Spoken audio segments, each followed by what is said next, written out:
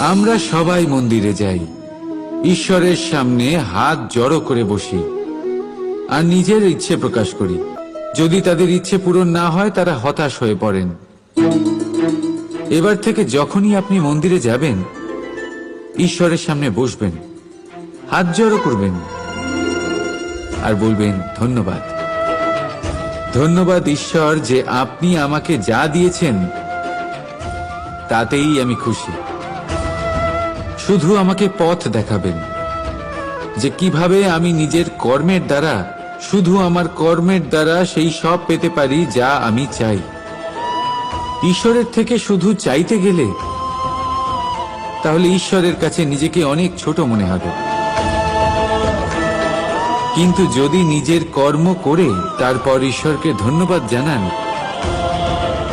তাহলে সঠিক রূপে আপনি ঈশ্বর লাভ করবেন।